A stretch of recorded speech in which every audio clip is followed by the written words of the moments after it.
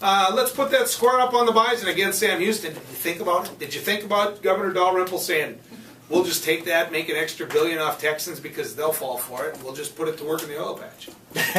That would be nice, Joel. It's called illegal.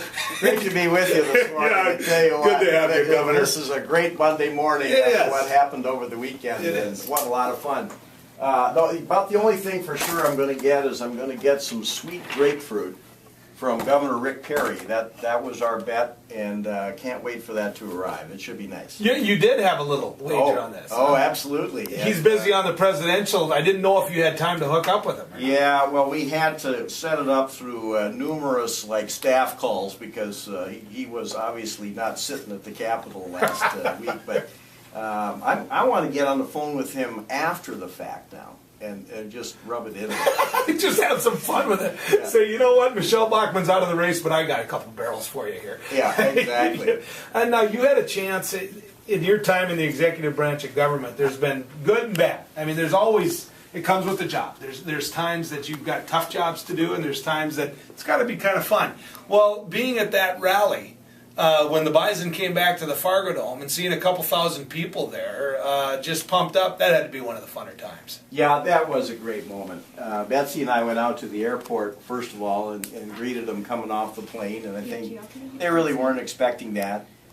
They came back in a hurry, as you know, and we got over to the Dome area, and there was a real mob over there. And you talk about a pumped up crowd. They were ready to welcome that team back. It was a lot of fun. Well, and I will tell you this. I know your schedule and you had a lot of things going on, but you didn't miss like the rally down at the Marriott the night before the game, that Friday night. You couldn't get a beer anyway, Jack. So, I mean, you know, I have never seen... I felt so bad for Sherry Schmidt and all the people from the Bison who worked so hard because they tried telling these people, you don't get it. We're going to have thousands of people here. There are so many people coming to your community. Frisco and Plano and some of these towns were not ready for what North Dakota did to them. I'm not sure there's ever been a championship game where 3/4 of the people showed up from the faraway team, location. I mean, it was amazing. It was like a festival down there. And, that really says something about the way we support our guys. Yeah, it does. They really were something else. I want to talk about the bigger picture because it's your job as the chief executive of the state of North Dakota to always make sure North Dakota is out there in its best light and to make sure that people, you use the opportunities given to you. Well, we've gotten a lot of attention nationally for the economics of what's going on because of the oil patch, because of good times on the farm, and you've been able to ride that horse. How do you take a national scale win like this from the Bison and turn that into good things for the state as a whole? Well, we can use that in a number of ways over a period of time. Actually, I'm in Fargo this morning to kick off our tourism campaign for this coming year. And we've got a new motto. I'll give you the inside scoop. It's arrive a guest, leave a legend. And this is a tag on to our legendary brand that we've built up over the last 10 years.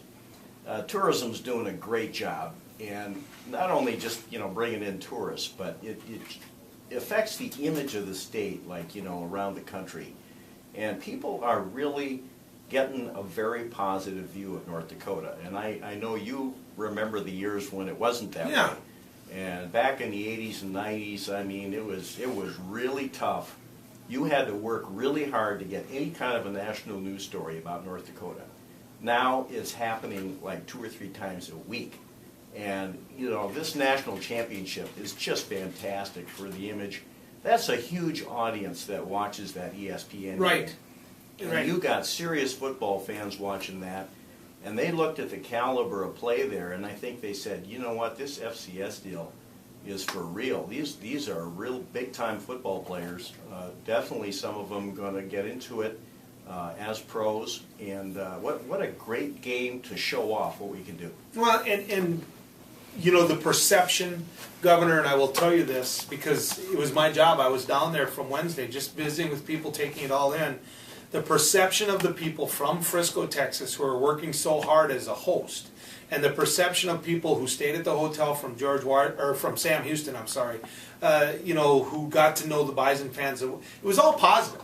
Yeah. I mean, it was Yeah. Midwest nice. It really was, and that helps too, because all of these people, the engineer there, this Butch that I met, he opened up the pro shop at the soccer, so I don't want to say I stole, but I will tell you that I got a great T-shirt out of it. And he looked at me and he said, I got to check out this North Dakota. You folks seem okay. And, all of that plays into what you're doing today, rolling out your tourism plan. No, that's right. And, everybody that has any contact with North Dakota is finding out, our people are definitely our greatest resource.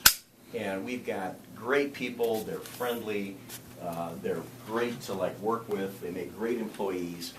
And, that's becoming known across the entire country. And as you know, I've tried to make a point that what's happening in North Dakota today is not just an oil boom. We've got a great economy going, over on the eastern side of the state and the central part of the state. It's because we have great people that you can hire and expand your business. How do you turn a state that in your time in government was at probably 630,000 people and now finds itself knocking potentially on the door of 700,000 people? How do you turn those into long-term North Dakotans? And I mean that in all seriousness, because you can come here and you can take up residency and you can work the oil patch, but how do you turn that into somebody who says, you know what, I like Stanley, I want to be in Stanley long term? Well, we have not really faced this concept of in-migration like we're seeing now out west. This is kind of a new thing for us. We still have growth going on in our cities, away from the oil patch as well. Most of that growth is, I think, homegrown people. Maybe they left North Dakota for a while, but they're coming back to North Dakota. They understand North Dakota. They know what it's about. Right now out west, of course, just because of the incredible explosion of activity, I mean, obviously there have to be workers coming in from wherever they can come from. But I have confidence that, in the long run, as good housing is built and those communities grow, that there are people who want to live there on a permanent basis. And we're picking that up anecdotally, that as soon as some of these folks can get their families moved and everything, they like North Dakota.